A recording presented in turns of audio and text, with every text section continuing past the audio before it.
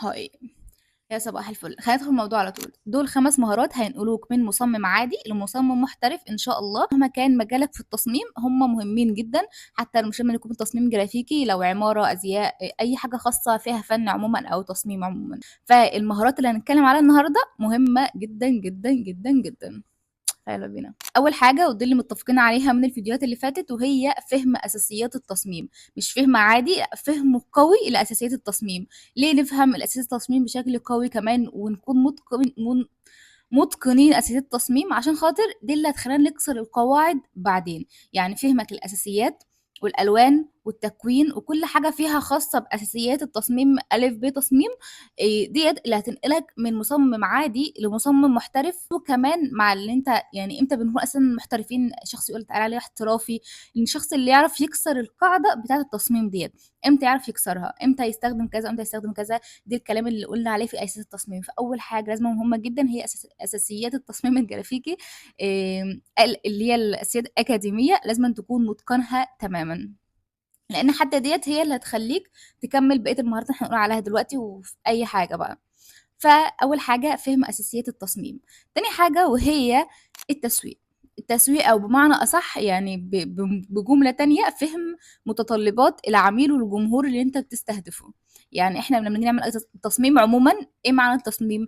هو حل المشكله معينه، ده احنا بنعمله واحنا بنكون مستهدفين فئه معينه من التصميم ده، بنحل مشكله من خلال التصميم ده. فلازم نكون عارفين ايه يعني ايه ان احنا نستهدف الجمهور ده، ايه متطلباته، ايه احتياجاته، ايه المشاكل اللي بيواجهها، طب التصميم ده هيحل ايه، والكلام ده كله. غير كده كمان ان فهمك للتسويق ده هيخدمك انت في مجالك بقى عموما، هتعرف توصل لناس اكتر، تعرف تعرض شغلك بشكل مناسب. وتالت حاجة وهي المهمة وتبقى هي المهارة التالتة، وهي انك تعمل بيرسونال براندنج ليك انت. يعني مش تعمل بقى هوية بصرية لشركة معينة، لا، انت تكون الشركة ديت، انت تكون الهوية ديت. ازاي بنعملها اساسا وازاي ممكن نمشي فيها؟ يعني ايه هوية بصرية، او ازاي اعرف ان انا كده عندي هوية بصرية للشغل بتاعي او ليا؟ لما يكون حد يعرف شغلك من غير ما انت تقول هي ده شغلي تعالوا اتفرجوا عليه. ده يعني ان شخص لو عرف شغلك، لو عرف ان التصميم ده تصميم فلان او فلانة، من غير ما انت تكون حتى عارضها عندك، بيشوفها بالصدفة في أي مكان من غير ما تكون حاطط عليها اسمك، وعرف ان التصميم ده بتاع فلان او فلانه، فانت كده حققت الهويه البصريه بتاعتك. يعني مثلا اعتقد الوقت اللي مثلا الناس اللي اتفرجت عليا او عارفاني وعارفه شغلي، اول ما هتشوف تصميم الصوره المصغره بتاع اليوتيوب هتعرف على طول ان انا دي هي مقصود بيها الهويه البصريه. ان الناس بتعرف شغلك وبتعرف مين انت من غير ما تقول ها ده شغلي تعالوا اتفرجوا عليه، او ده شغلي تكون كاتب اسمك والكلام ده كله. فبتكون مثلا محدد ليك لونين. طبعا زي ما قلنا فهمك بقى للالوان في الاساسيات التصميم ديت هيخليك تعرف انت ايه الالوان اللي مثلا مناسبه معاك او اللي بتعبر عنك، فتعرف تحط لا انا هيبقى مثلا البيرسونال براند بتاعتي فيها اللون كذا وكذا. يعني هو بيكون لونين او ثلاثه قوي، لو انت هتكتر مود يعني فده ثلاثه حد اقصى. يعني اسلوب بقى التكوين بتاعك، اسلوب التصميم والتكوين والحاجات اللي بتستخدمها في التصميم بتاعك ده برضو بيميز شغلك. حاجه كمان برضو هتفهمك ان كل اساسا انسان عنده في فطرته اسلوب خاص بيه، الهويه بتاعته. لما كنا في الكليه وكنا مثلا نقول الدكاتره ازاي يبقى عندي اسلوب خاص ليا، ازاي اللي يشوف لوحتي يعرف دي ان انا من غير ما انا اكون ماضيه عليها اسمي. يقول لنا ايه؟ ان كل شخص اساسا عنده الاسلوب بتاعه. لو مثلا في خط واحنا بنكتب، هل انا خطي زي خطك او زي خطك؟ كل شخص فينا خط مختلف، واللي عارف شخص معين هيعرف ان ده خطه حتى من غير ما يكون هو كاتبه قدامه. ديت هي ديت الهوية بتاعتنا. هي كل إنسان فينا عنده الفطرة بتاعته، عنده إحساسه، عنده أسلوبه، عنده كل حاجة، بس الشاطر بقى اللي يقدر بقى يشتغل عليها ويخليها بأحسن شكل ممكن. مهما غير فيها ومهما عدل فيها هتكون برضو بتاعتك انت، هتكون برضو اسلوبك انت. زي الخط مثلا، لو انا قعدت احسن من خطي واتمرن على الخط واعمل خط، هيفضل برضو ده خطي وفي اسلوبي بس متطور اكتر، يبقى احسن من سنة، احسن من سنتين ما يتفاتوا، وهكذا. فده بمعنى صح هي الهوية البصرية، او الهوية اقصد الهوية الشخصية بتاعتنا. هي فينا، بس احنا اللي بقى اللي بنشتغل عليها وبنطورها. ففهمك للاساسيات والتسويق وانك تعمل بيرسونال براند خاص بيك، دول 3 حاجات مهمين جدا تشتغل عليهم عشان تكون يعني إنسان رائع في المجال بتاعك. غلطة بقى ممكن تقع فيها وانت في رحلة تكوين الهوية الشخصية بتاعتك، هي التقليد. أول حاجة التقليد هيخليك شبه الشخص أو شبه الحد اللي انت بتقلده، مش شبهك انت، يعني هيموت الهوية بتاعتك. انت هتكون نسخة طبق الأصل من شخص معين، وهتكون معروف ان انت بتقلده. يعني دي الفكرة، ان انت حتى مثلا مش هتكون مثلا معروف بان انت ان انت اسلوبك كذا، لا هتكون عارف ان انت بتقلد فلان. ديت خدوا بالكم منها جدا، لانها نقطة ممكن توقعك. فما تقلدوش طبعا. واحنا في الاول واحنا بنتمرن لسه كمبتدئين، اكيد هنقلد شخص، اكيد مثلا هنقلد تصاميم عشان نعرف هي اتكونت ازاي. اكيد هنعمل الكلام ده كله، بس ده كله باسلوب ان انا بدرس تصاميم فلان، بدرس حاجة فلان، بدرس كذا كذا، بدرس التصاميم دي كلها، مش بغاية ان انا كمان يبقى شغلي شبه الشغل ده. ممكن برضو هنا يبقى شغلنا شبه شغل حد تاني، ولكن برضو بيفضل فيه اسلوبنا وبيعرف ان ده اسلوبنا. يعني لو انا مثلا عاجبني اسلوب شخص معين وعايز شغلي يبقى زيه، اوكي، انا اعرف هو بيشتغل ازاي، اعرف ايه الحاجات اللي بيستخدمها، ايه شكل التكوين بتاعه، ايه، اعرف كل حاجة من خلال التصميم بتاعته ودراستها.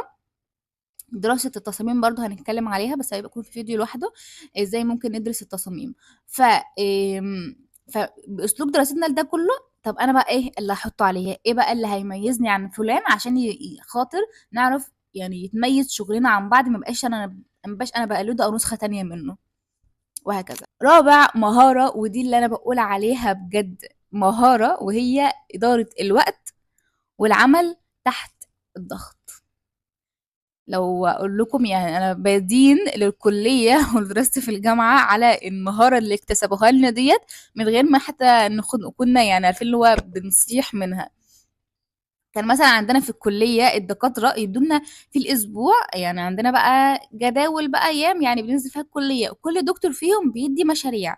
وخدوا بالكم المشاريع مثلا عندنا في الكليه، مثلا المشروع كان يحتاج يومين اتنين تلاته على ما نبدا بقى نعمل الفكره، على ما نجيب، يعني سوري على اللي بيحصل، محتاج يومين ثلاثة على ما بنجيب الفكرة، نعمل لها السكتش يتوافق عليه، بعد كده ندخل مرحلة بقى التنفيذ والتصميم والتلوين. ده كله محتاج وقت. فاحنا كنا بناخد بقى ايه يعني كمية مشاريع في الوقت ده، وبيكون مطلوب مننا نسلمه في وقت معين. كنا بس بقى يعني كان في تطبيق كتير، كان في شغل بعياط بصياح. يعني عارفين انتوا الشغل تحت الضغط فعلا، هو ده علمه لنا الكليه. وكان الدكتور دايما يقول لنا برضو الشغل بره امر من الشغل في الكليه كمان، واضغط اكتر من الشغل في الكليه. ازاي ممكن يوظفهم الشخص المتوسط ويسيبوا الشاطر؟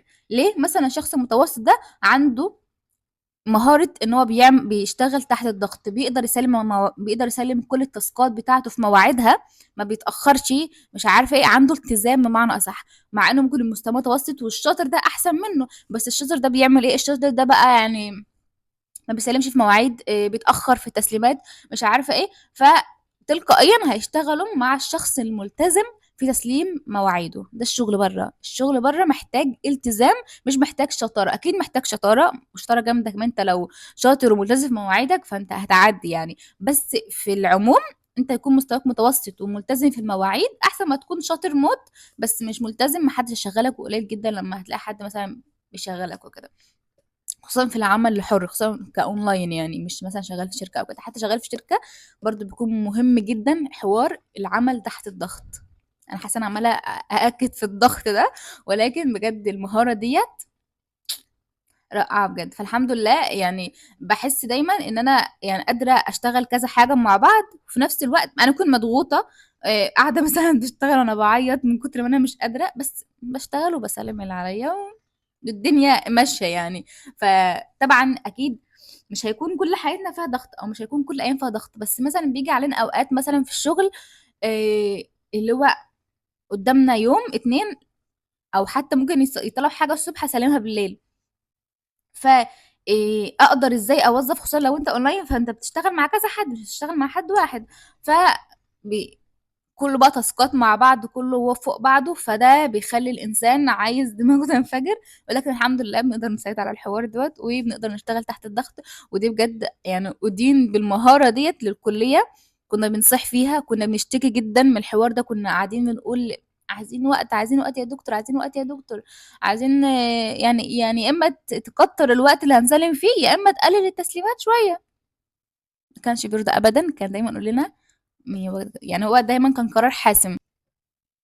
فإدارة الوقت، إنك تدير وقتك وتشتغل حتى تحت الضغط ويطلب منك تسليمات كتير، لأن زي ما قلت لكم مش كل الأيام بيكون مثلا فينا ضغط، يعني بيكون في أيام مجبورين نضغط نفسنا عشان نخلص الحاجات اللي ورانا، عشان لو كده مش هنشتغل يعني. وفي أيام تاني لا، الدنيا بتكون مريحة شوية وبنقدر ناخد نفسنا ايه نفسنا فدي رابع مهارة. خامس مهارة واللي انت لازم اصلا تكون عارفها تلقائيا، هي هي اسمها ايه انا نسيتها.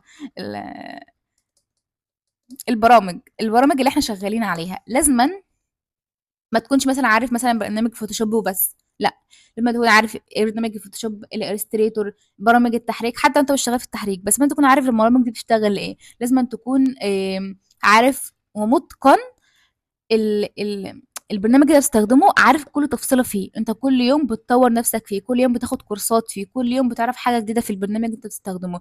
ما ينفعش تكون مثلا عندك معلومات معينة على برنامج معين وبس كده، لا، كل مرة لازم تطور نفسك، لان بكتشفوا ساعات ان في البرامج اللي احنا بنشتغل عليها حاجات احنا ما بنكونش عارفينها. يعني احنا مش بنكون عارفين مثلا ان الحاجه دي بتعمل كذا، فمثلا انت شفت فيديو معين ممكن تعرف النقطه ديت بالصدفه البحته، انت ممكن ما تكونش مثلا داخل تسرش عليها خصوصا، لا، انت ممكن تعرفها بالصدفه. فاتقان الادوات اللي انت بتستخدم بيها، اللي انت بتستخدمها في التصميم.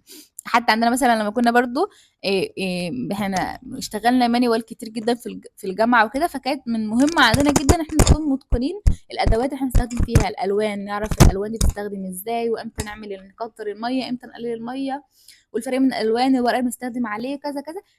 نفس الطريقه بالظبط في المانوال، هي نفسها في الديجيتال بالظبط. لازم نعرف ازاي بنستخدم البرامج، وزي ما قلت لكم مل... انت نزلت تحت قوي كده ليه؟ مش لازم نكون عارفين برنامج واحد وده اللي واقفين عليه، لا، اعرف كل البرامج اللي موجوده الديجيتال، عشان تعرف مثلا لو سألت دي بتاعت ايه ودي بتاعت ايه، تكون عارف ان دي بتاعت ايه، وحتى لو انت مش هتشتغل بيها ومش لازم برضه تاخد فيها كورس والكلام ده كله، لا، انت عارفها لمجرد المعلومه، والحاجات بقى انت تشتغل بيها لازم تكون متقنها بس. فدولت اكيد في مهارات تانية بس دول عشان الفيديو ما يطولش مننا. فدول اهم 5 حاجات لازم تكون انت عارفهم، شغال عليهم كل يوم، بتطور نفسك فيهم كل يوم. م- يعني مهارة التعلم المستمر ده ما قلناش عليها، بس دي مهارة لازم طبعا تكون عندك. مهارة التعلم المستمر لازم كل يوم بتزود نفسك، بتثقل نفسك بمعلومة جديدة. ما ينفعش المعلومة اللي انت عارفها النهاردة هي اللي تكون عارفها بكرة، ومن غير ما تكون مزود عليها معلومة كمان. بس فبتمنى تكونوا استفدتوا من الفيديو، وان شاء الله يعني احنا لسه مكملين في سلسله اساسيات التصميم.